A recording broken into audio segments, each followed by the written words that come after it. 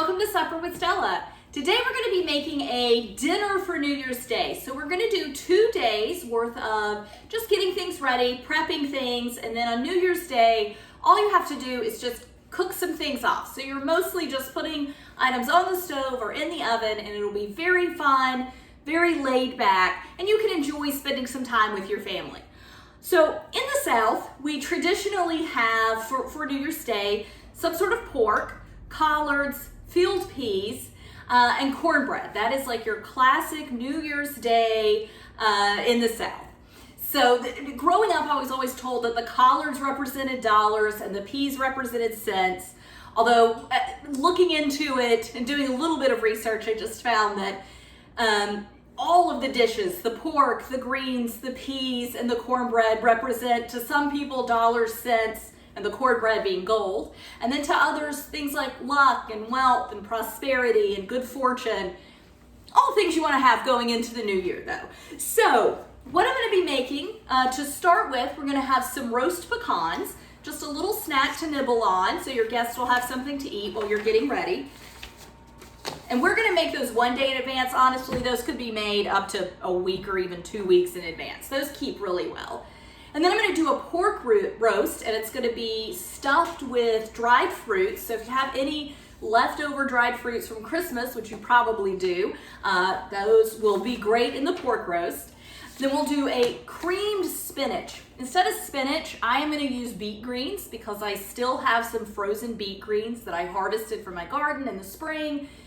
Kind of getting to the point where I need to use them up. So I'll be using beet greens, but the recipe I'm posting will be for creamed spinach. And if you wanted to do collards or kale or Swiss chard or any green, certainly substitute them out. And then finally, instead of cornbread, I'm going to do spoonbread. Spoonbread is kind of like cornbread's sloppy sister. It's a wetter mixture. There's more liquid in it.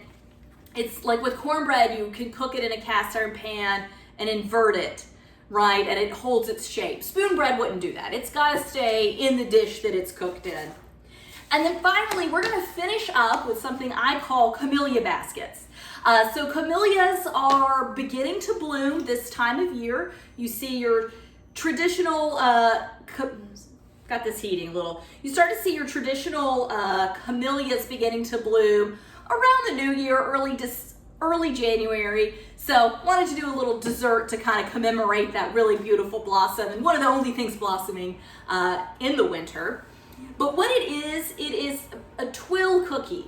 And I believe I'm saying that right. It's a French word. It's T-U-I-L-E. It is a little lacy caramel cookie that normally is wrapped, once it's baked, it's molded into a sphere shape and filled with cream. I'm going to mold it into a basket shape and eventually get it filled with cream. And it's just this beautiful, elegant dessert. And that is actually where we're going to start. That's the first thing we're going to make. So with this recipe, or with this menu, as I said, I'm giving 2 days worth of prep. And one reason is because these little Camelia baskets, which I'll go ahead and start making, I'm going to melt some butter, are very tedious. They can be time consuming, they can be a little frustrating. It's a beautiful result in the end. And I always, whenever I make them, I think, well, that was worth my time, but it is a little bit, it can be a little tedious. And so, that said, I will show you 2 different versions. So I'll show you the Camelia basket, which is the more finicky, kind of tedious version. It's not difficult. It requires patience, not so much skill as patience. But then I will also show you another version that if you don't have the time or just don't feel like the frustration, you could do the other version. Or unfortunately, and it came about because I once ruined these, like my baskets didn't really set up nicely. So I thought on the fly and figured something out. So it'll work in that case too. But I'll show you how to make both. So we're just going to start by melting some butters. These are definitely an unusual cookie because you're going to cook them on the stovetop, and then they're also going to go into the oven. I want to combine my butter, my sugar, and it's equal amounts of butter and sugar.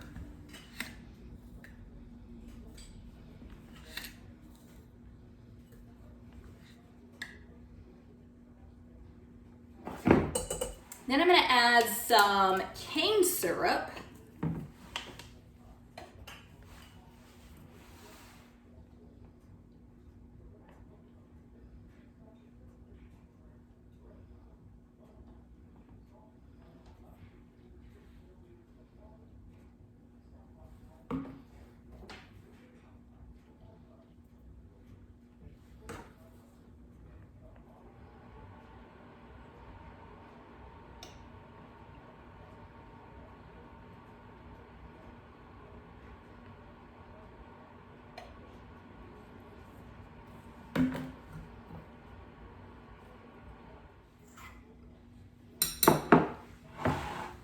So butter, sugar, cane syrup, and salt. Just stir to combine, and we just want all of this to come together. I'm not really trying to bring it to a simmer or cook it through on the stove. We are just getting one homogeneous mixture.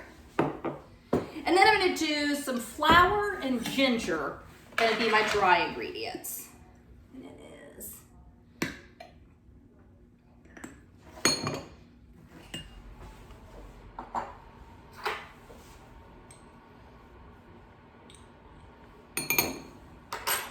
I'm just gonna give these a little stir together.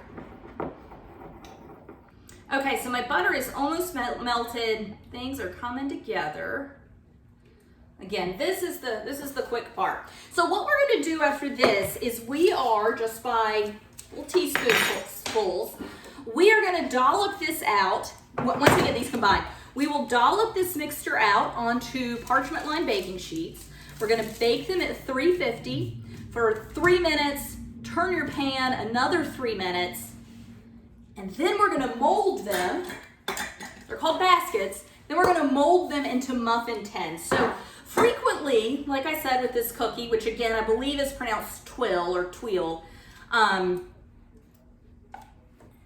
these are melted together. So well, they're not totally homogeneous. I'm gonna give it another minute, a few seconds, whatever. You see them as a cylindrical shape.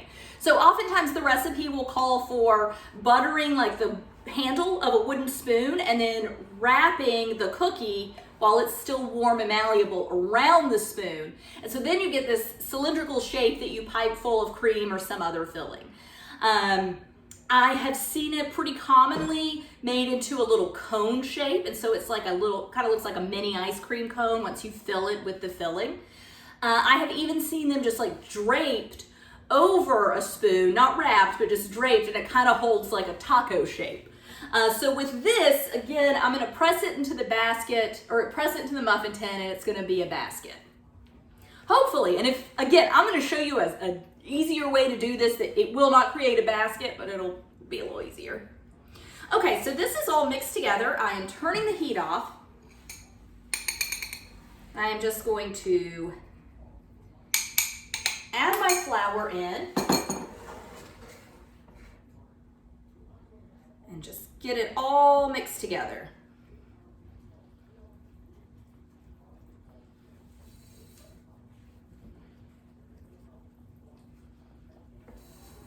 And so far as you can see, the skill level is pretty minimal on this. This is not a difficult recipe, but we're about to kind of hit that tedious part.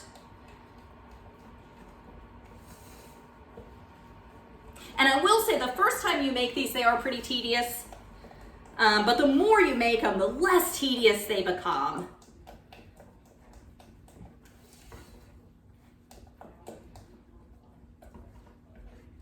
You just want to make sure you don't have, so I'm just kind of pressing, so it's a rubber spatula that I'm just kind of pressing in, making sure I don't have any lumps, and I don't see any. So now I'm going to take my spoon, and I'll tell you, some spray oil is going to definitely be your friend through this whole process. So I'm just going to spray this.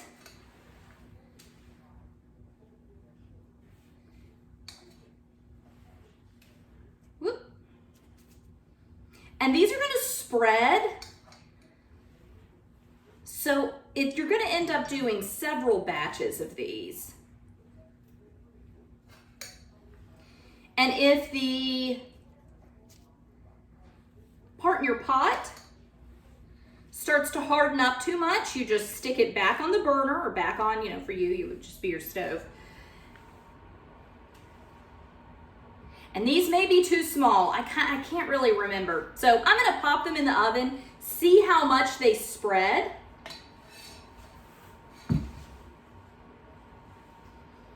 No. I'm gonna spread them out a little. I forgot to do that. So just with the back of the spoon, and these are already beginning to harden. This is gonna need to go over here.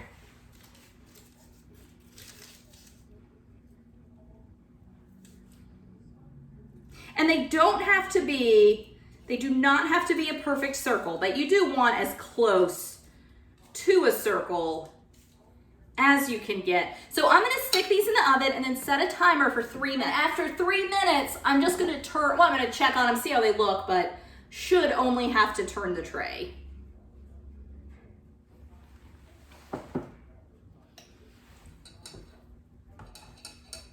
And so part of the tedium of this recipe is that if this mixture gets too hard, you have to reheat it up. If you don't form the baskets quickly enough, you have to pop the tray back in the oven and reheat it, and you're just doing multiple batches. So again, the skill level is not too bad, but the patience it requires can seem a little burdensome. All right, I'm just gonna keep dolloping these out on my sheet, and at 3 minutes, I will check what's in my oven, give it a turn, and do 3 more minutes.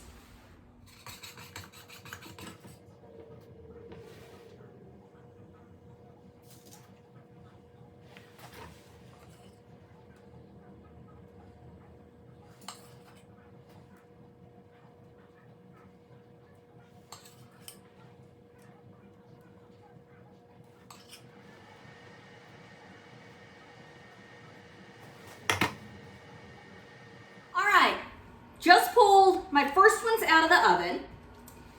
And so they look like this, and some of them got a little too close together, so I am just gonna take my little offset spatula. You could use a butter knife, although I would really recommend having an offset spatula in your kitchen. They're great. And I am just gonna kind of slice between them. I was afraid that I got too many on this sheet. And at the moment, I don't even remember what I did with the second sheet, so there might be way too many of it. Like I said, it's tedious and requires patience. So what I want to do now is just slide my offset. I know this is hard for you to see, but I am just sliding my offset spatula underneath one. And I have greased, this is just a standard size muffin tin. I have greased it, and this is a 1/4 cup measure that's round. I have greased the back of it. And I'm just gonna press, that one didn't, first pancake, that one didn't work out as well as I wanted. I mean, I'll still use it, but. Okay.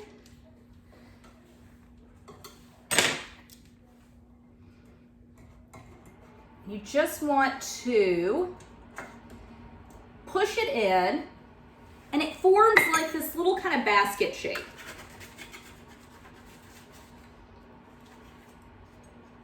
And like I said, while you're working with these, if they become too hard to work with, and you'll know because it won't press down easily at all. If it becomes too hard to work with, just pop it back in the oven until it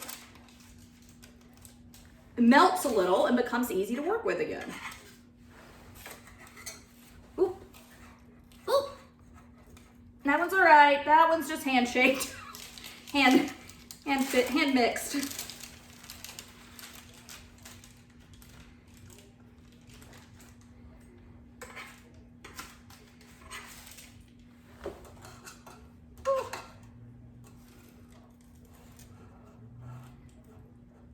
Some of these are going to be better baskets than others, and these are hot. Don't really recommend using my hand. They've cooled down just a little bit.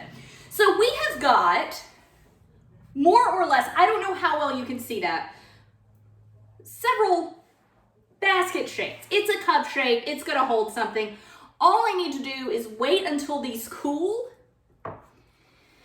and then I can just remove them from here. So the thing with these is you do want them to cool in the shape. So you can see these actually, a couple ran together. They didn't run together as badly. So I am just gonna set this here, and I've only used about half of my mixture, so I'm gonna show you the easy half with the rest of the mixture, but I'm gonna get, what have I got? I've got 5, so just gonna do 11 baskets, which is more than I need, but. Oops, that needs to cool for just a second longer. If you move them too quickly, they just completely fall apart. So you do have to give them, I'm gonna give them another second. So with these, let them cool completely. Then you're gonna package them up. I'll show you when I package them up. You're going to package them up in an airtight container. Airtight container, and you're gonna leave it at room temperature. Do not refrigerate them. Do not put them in it's winter. Don't put them in your garage. Don't put them in your basement. If it were summer, don't do that either. They're very susceptible to changes in temperature. So just leave them in a nice, safe place that is just room temperature, okay? So somewhere in the, in the 60s range. If you put them in the refrigerator, they're probably gonna just, blech. Once caramel hits cool temperatures, it like turns into liquid again or something. I'm not totally sure what happens, but it doesn't look like caramel anymore. And do not fill these. I have made the mistake of filling these too early. You will be filling these just before you serve them. So there's really no advanced time. Oops, this one's falling apart. Oh. Yeah, this batch may have been a little bit too big.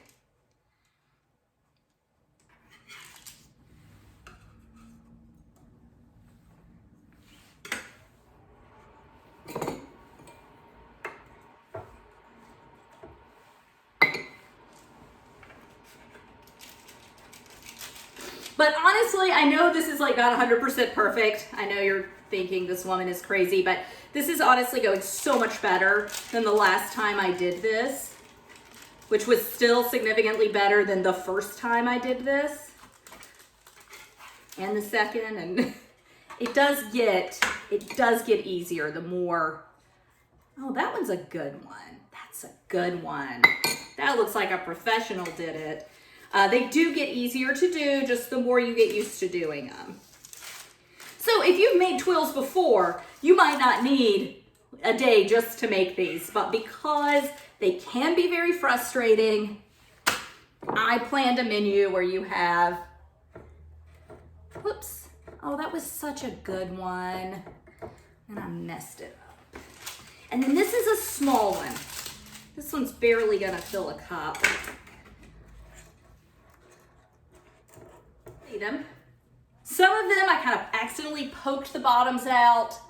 Some of them are just a lot thinner at the bottom, but they are gonna set into this shape. So I'm just gonna package those up, like I said, into an airtight container, and they are just gonna sit on my counter until I am ready to use them.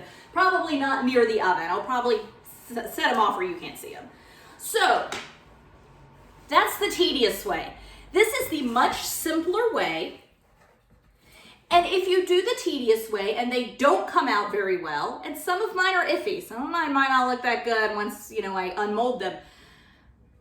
But if you do them that way and they don't look good, and that's how I even came up with this kind of second way to do them, because I made them and they didn't look good at all. They were terrible. Most of them fell apart.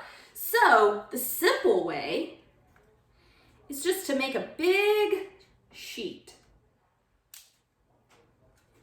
And we'll make the same filling, not today, we'll make it later, but we'll make the exact same filling. And instead of pumping or piping the filling into the little basket we made, what we'll do is just pipe it into a cup or like some stemware, something pretty.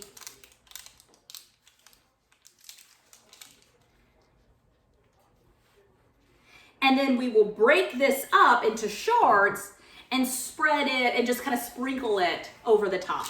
So same thing with that. I'm gonna cook it 3 minutes. Let me turn the timer. I'm gonna cook it 3 minutes, and then I am going to flip it, cook it 3 more minutes, and that is it. So that is all that I had planned for today. I know I said we would do 2 days of prep and then serve on day 3, and day 3 is gonna be so easy. It's really just cooking things off, but so far this has gone much quicker than I planned. So I'm gonna go ahead and start working on a few things for tomorrow. And you know, as far as planning your New Year's Day meal, you of course could take as few or as little prep days as you need. If you need 3 days of prep, take it. If you need 2, take it. If you can do it all in one, go ahead and just get it done in one. But I'm gonna get all this cleaned up, keep checking on my big sheet of twill in the oven, and then I think we'll probably go ahead and we'll get the fruit ready for these, and we'll roast the pecans and just do a few other little things today. Easy day. All right, we're back.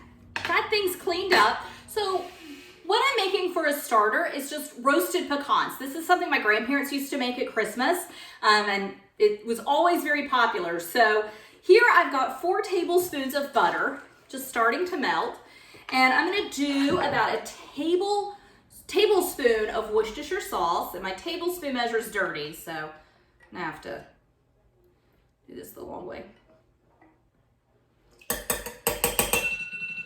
Oh, that is for my twills. So I'm gonna check them real quick.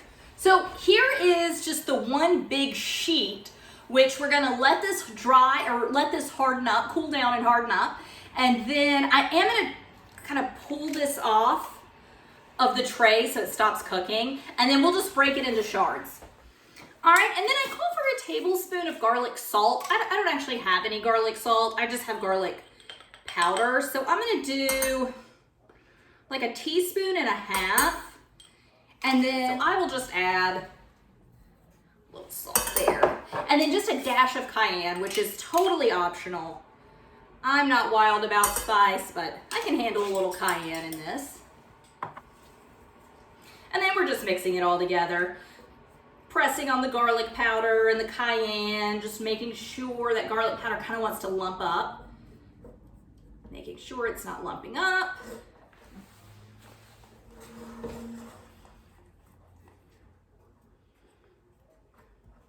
And then I'm gonna toss about 2 cups of pecans, which this bag says it's about 3 cups, so 2 cups of pecans in this mixture.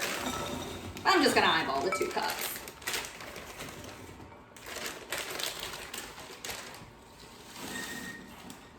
And for this recipe, you really wanna use pecan halves rather than pecan pieces. You really want, you know, your guests to be able to pick up like a good bite of something, not just, you know, weird little pre-cut up, oh no, pre-cut up pecans. Okay, so pour it in, stir it up. And then these are gonna toast at 300. So I turned my oven down when I took the twill out. These are gonna these are gonna cook for roughly 30 minutes, but as with any nut, you gotta keep an eye on it because they do wanna burn pretty easily.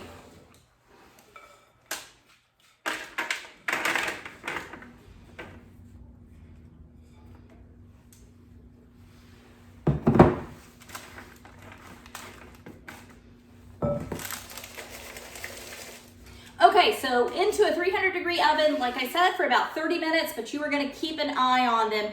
Honestly, probably every 10 minutes, give them a stir. I always just keep this out until I'm done.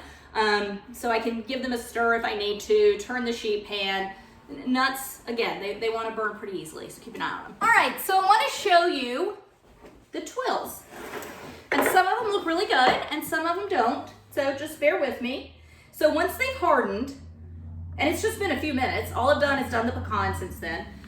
So you can pull them out and you can see that it's this little basket shape that is really fragile. That's okay. That is one that we will use this.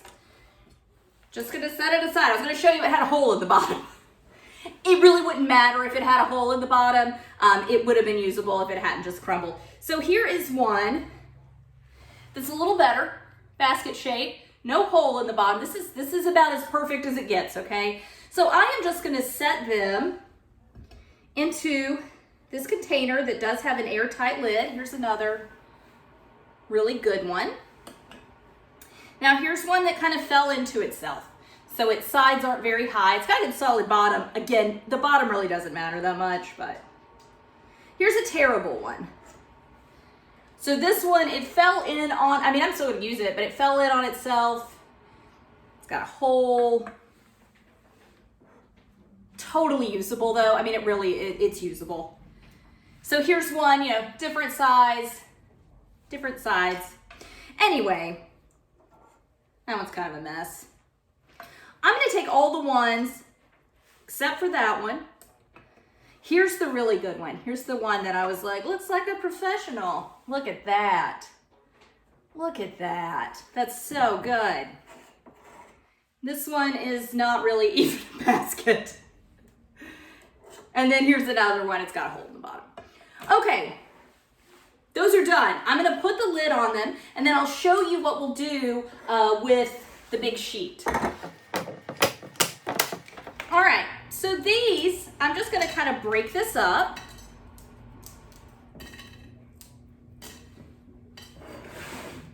And then we just have this big sheet. And I'm just gonna go in.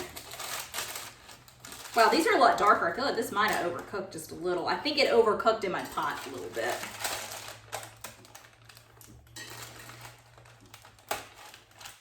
And I'm gonna leave pretty big pieces now, and then when I assemble them, okay? And then when I assemble the little baskets, I'll kind of determine because if I've got like larger pieces now, I can easily break them up to the size I need later. Oof, it's in the middle. It was a little thicker. It doesn't want to break. And so these also, I'm just gonna keep, just like the Camelia Baskets, I'm gonna set them together and they are just gonna stay at room temperature for the next couple of days. All right, I'm gonna get cleaned up and then we're just gonna go ahead and cut up the fruit for the little baskets. Okay. So I'm back. I just wanna get a little fruit cut up. So I've just got, I like to use seasonal fruits with these, so whatever season I'm in is the fruit I use. I'm gonna use mandarin, kiwi, and pomegranate. And I'm not making that many. I'm not gonna use all those little baskets. I'm not feeding. This recipe makes like 20 to 24 baskets. Even though we only made half that number of baskets, I've still got all that extra. I'm not gonna use all that. So I'm not gonna cut up enough fruit for all of it. And even though cutting fruit, I mean, this is really simple, and you of course could do this the day of, the morning of, or something. I just like to get as much out of the way as possible. It leaves me time to just relax and not feel like there's a bunch of things I have to do. Also keeps me from squirting citrus juice all over a clean kitchen. Because of course I am going to wait till tomorrow after I finish prep before I actually clean my kitchen. Because anytime, always want to do, I always do anyway, a deep clean of my kitchen after the holidays. I usually will like do a deep clean sometime around Halloween, depending on if I'm entertaining or not. I mean, we don't have kids, so it's not like a given that I'm always entertaining at Halloween. But I always like to do a deep clean in preparation for the holidays. And then a deep clean kind of coming off the holidays. And then just, of course, as gardening season goes, deep cleans throughout the year for that. Okay, so just one mandarin.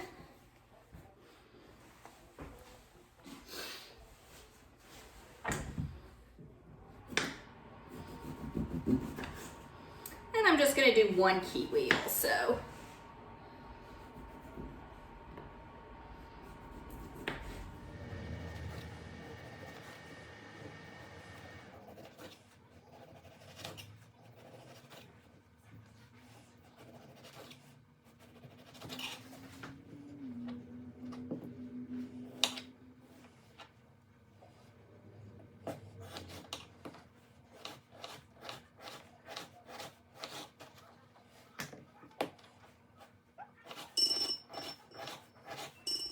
So that timer is for my pecans. So I am gonna rinse my hands and then just give my pecans a little stir and probably turn them in the oven. I'm gonna put these pomegranate seeds in a separate container because I don't want them to stain all of that fruit. A little low on containers, so I'm just gonna put this into a bag. And there's a few different ways, like I've done it before, where you kind of cut into the top and remove the top of the pomegranate and then like kind of slice it into wedges. It comes out really nicely, but I think I still like to decorate with pomegranates this time of year, and I don't need this whole thing. So I really just need a few arrows from it. So I am just gonna try this where you kind of slap them out.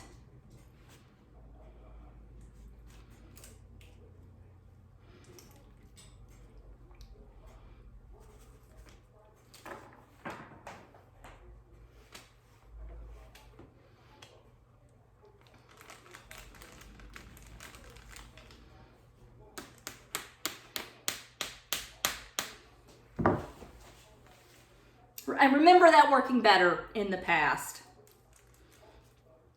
Hang on. Okay. There we go.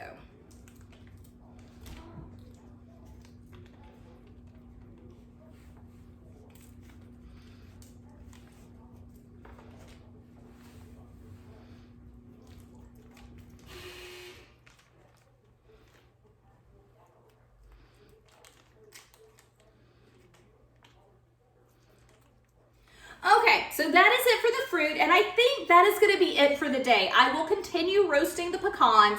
The only thing I'm gonna do is just keep roasting them, keep stirring them, and after 30 minutes, they're gonna come out cool and go into another airtight container. And then tomorrow, we will really get started on kind of the bulk of the meal. We've done kind of all the side stuff today, and we will really make a lot of progress tomorrow. So thank you so much for joining me. Bye.